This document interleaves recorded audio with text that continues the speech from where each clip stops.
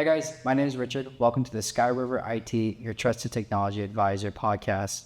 I have here joined with me our CEO of Skyriver IT, Rudy Michelin. He's going to give you a little bit of an overview on why we're doing these podcasts and what you can expect in the next episodes going forward. Rudy? Hi, I'm Rudy Michelin, CEO of Skyriver IT. I'm looking forward to sharing some industry secrets with you. Perfect. All right, so Rudy, let's get to the main crux of why people are tuning into this one today. From ransomware attacks and phishing schemes to growing skills gap in the industry, the threat landscape is, ever evolving, ever changing. Let's talk about what's happening on the ground, though. Organizations across the board are seeing more cyber attacks than ever before. What's driving this surge, right? And how has ransomware continued to be such a persistent threat? Well, when you hear about things like sanctions on foreign countries, the things that inhibit their access to US dollars, they have to get hard currency somewhere. And that means small and mid-sized businesses are going to experience an increase in ransomware attacks because that's where the money comes from. So when we look at the different threat landscapes out there, there's usually the usual offenders: China, Iran, North Korea, Russia. Gotcha. We're also seeing a lot more cyber-enabled fraud, phishing, social engineering, identity theft. Why are these attacks becoming so effective? It feels like it's so recent, but it's been around forever. Well, I think it's a double-edged sword with the introduction of AI. Okay. Because those Nigerian prince scams that were going around before, that were easy to detect with all the bad English and, just very unsophisticated looking. The dead giveaways, yeah. Yeah. There's not that many red flags anymore when the bad guys are running, their scams through AI. It seems like an obvious question, but what can businesses start to do to, even remotely defend against those types of attacks? Yeah, there's a number of different measures that companies should be taking. And the first one, I think, is free. So implement multi-factor authentication wherever you're at. So that's one way to kind of, cut down on the number of threats you're going to have, because passwords are rampant out there. They may not have gotten your password directly from you, but when they hack into a target and, there's a major breach and people's passwords are out there, if you're in the habit of reusing the password, then all the bad guys have to do is kind of connect the dots, figure out, where you're working, and then kind of match up your password with whatever domain you might be at.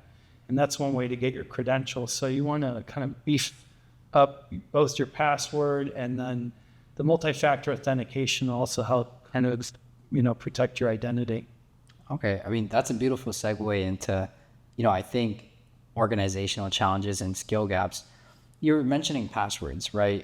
People having to change their passwords up. How do you, at Skyriver IT, incentivize your employees, to practice good behaviors like that, to make sure they're actually revamping their passwords strong and all that good stuff?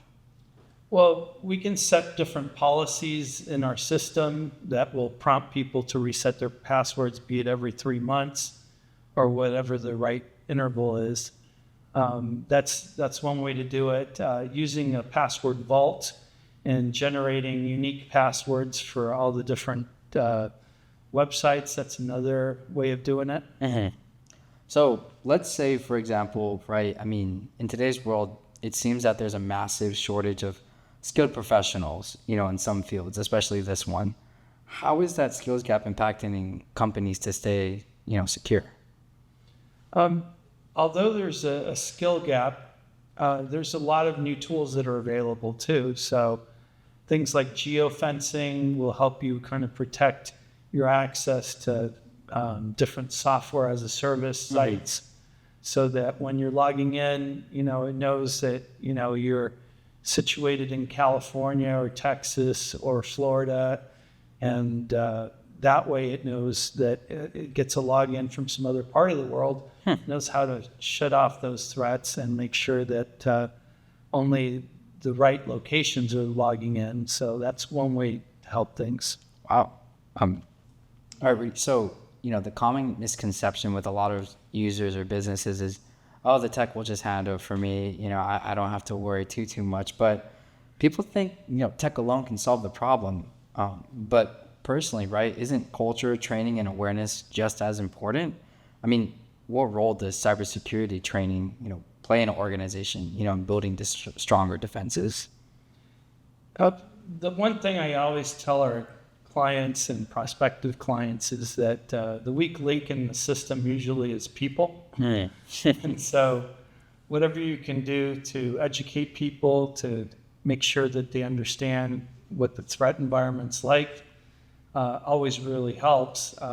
One of the things that we do is we do simulated phishing campaigns, and we deliver webinars that are custom tailored to the different clients, and we reinforce those learnings with the simulated phishing campaigns. And when we see that there's a pattern that certain individuals are kind of still, out there clicking on the free gift card links and things like that, we send reports to our clients as well to let them know that maybe one of their people needs to go back to some of the training and take it more seriously. Right. Stop clicking on the Target $50 gift card, basically. I think is a lure there. Okay. So, Rudy, when you're working with companies who have faced recent attacks, like you were mentioning with the gift cards, people falling for that type of lure, what are some of the gaps, missteps, or chinks in the armor that these companies are running into, in their security strategies? I think it goes back to a culture of, this isn't going to happen to me, so why worry? And I always tell people it's not a matter of if, it's a matter of when it comes to cybersecurity. True. So one of the things that companies need to really focus in on, more than anything else that they do, is they have to focus on their cybersecurity hygiene. And that's a multi-layered approach. So it starts with training individuals with cybersecurity awareness, but also it involves things like installing agents on all the devices that are going to monitor the activities and make sure that, if you get a PDF and the system starts writing things to your registry, that kind of activity is going to be stopped dead in its tracks by some of the software we install, and then give us an alert so some of our engineers can get on it. Also relying on a security operations center for real-time response.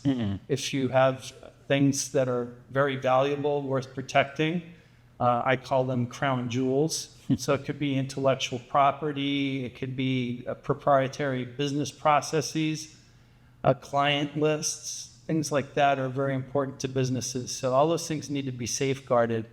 And we work hand in hand with our clients on developing a very layered approach to their cybersecurity to harden that cybersecurity so that it makes it more difficult to extract valuable information like that.